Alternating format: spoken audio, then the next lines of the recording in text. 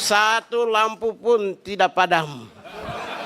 Apalagi kerja dari rumah, matikan listrik. Yang saya hormati Bapak pimpinan dan semua anggota, hari ini saya mengucapkan terima kasih kepada Tuhan Yang Maha Esa, karena dengan pertolongannya kita semua duduk seperti keluarga besar, yaitu keluarga besar pemerintah.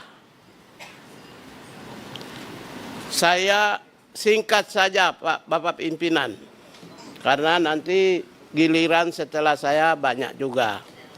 Intinya saja bahwa Kementerian Hak Asasi Manusia di hari pertama kebijakan efisiensi oleh Presiden, saya menyatakan siap dan boleh cek di semua media.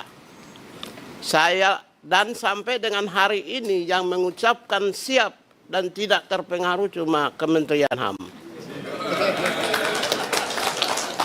Boleh cek di televisi, di media, cuma satu-satunya yang menyatakan siap dan tidak terpengaruh. Dan itu saya buktikan, kantor hari ini di Kementerian Hak Asasi Manusia berjalan normal. Satu lampu pun tidak padam. Apalagi kerja dari rumah, matikan listrik. Kita baru dialog dan diskusi, orang sudah ketakutan. Saya meyakini Presiden adalah kapten kapal yang mengarungi samudra bergelombang.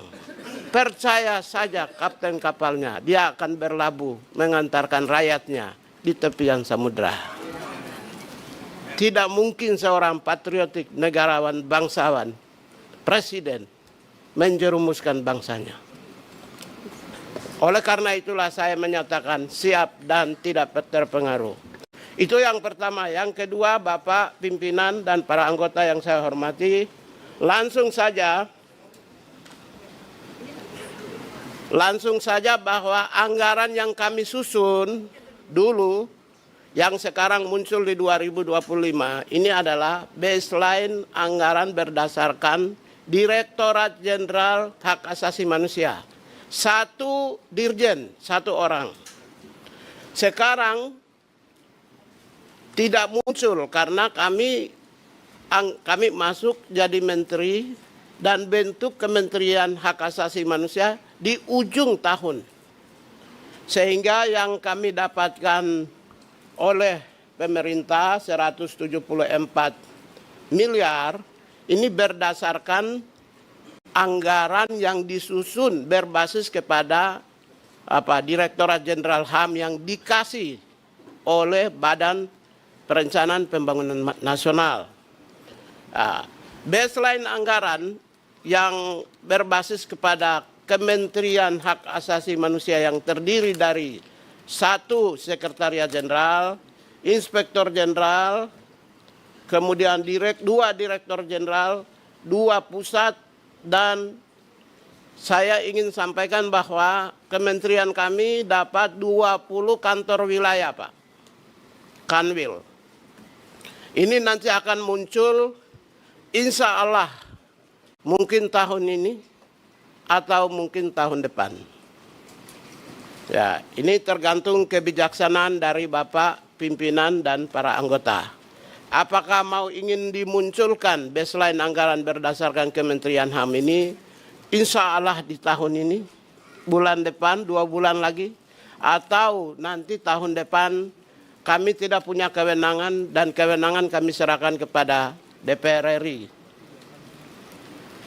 Setelah kami punya anggaran sebanyak 174 miliar, ya. Anggaran yang muncul tahun ini, yang disusun di tahun lalu berdasarkan 1 Direktorat Jenderal adalah 174 miliar.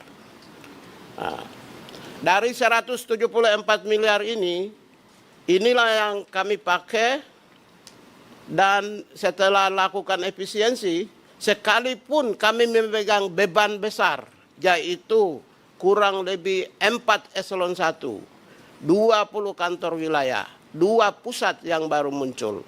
Staf kami sekarang, dulu cuma 188, sekarang 1.300 lebih. Tunggu saya baca supaya saya tidak salah. 1.134 pegawai. Jadi anggaran yang dulu dikasih sekarang itu kami pegang beban besar. Dia menghidupi 4 eselon 1.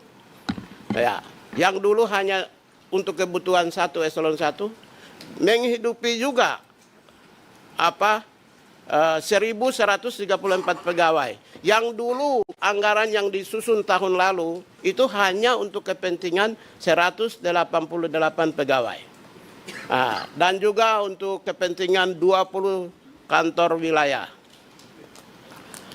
Setelah efisiensi, Bapak Pimpinan, Ibu Wakil, ya, Pak Ketua dan semua anggota yang saya hormati dan saya muliakan dan saya banggakan semuanya. Anggaran 174 miliar, total efisiensi adalah 60 miliar. Kami dapat 60 miliar dan setelah efisiensi anggaran yang ada di kantor saat ini 113 M. Nah, saya tidak perlu menjelaskan efisiensi di mana saja, tapi yang jelas gaji satu pun kami tidak motong, karena itu penting. Kemudian kami juga tidak lakukan efisiensi di pusat data dan informasi HAM, karena memang nggak ada anggaran, karena ini unit baru. Terus pusat pengembangan SDM HAM juga unit baru, tidak ada anggaran. Bapak Pimpinan, ingin saya pertegas menjelaskan sedikit di pusat pengembangan SDM. Semua jabatan fungsional HAM di Indonesia nanti akan di sini penilaian angka kredit dan pengangkatan jabatannya. Pusatnya ada di sini. Semua dari mau di institusi manapun yang ada jabatan fungsional HAM-nya di sini. Tapi anggaran hari ini belum punya di tempat ini. Nah, ini satuan pangkalnya, induknya dari pusat pengembangan SDM, khususnya jabatan fungsional. Seperti peneliti itu jabatan satuan induknya itu di BRIN. Kalau nanti yang di bidang hukum itu biasanya di Kementerian Hukum. Kalau yang HAM ini semua nanti di sini. Sementara ini karena unit baru, anggaran pun belum ada dan kami juga belum melakukan efisiensi, termasuk 20 kantor wilayah. Saya kira itu yang saya sampaikan dan selanjutnya kami mohon arahan dari pimpinan, tuntunan, nasihat ya, dari pimpinan. Saya kira demikian, terima kasih. Mohon maaf. Seringkali kami ini kalau bicara tidak terlalu formal. Lagi pula jarang saya baca teks. Lebih baik langsung sehingga mungkin pesannya bisa tersampai kepada pimpinan yang mulia tanpa mengurangi rasa penghormatan kami terhadap pimpinan dan parlemen. Terima kasih Kakak. Untuk itu Pak Prabowo tidak salah orang menaruh Natalius Pigai dan Mugianto sebagai human right defender. Anggaran kecil tapi tetap bisa berjuang.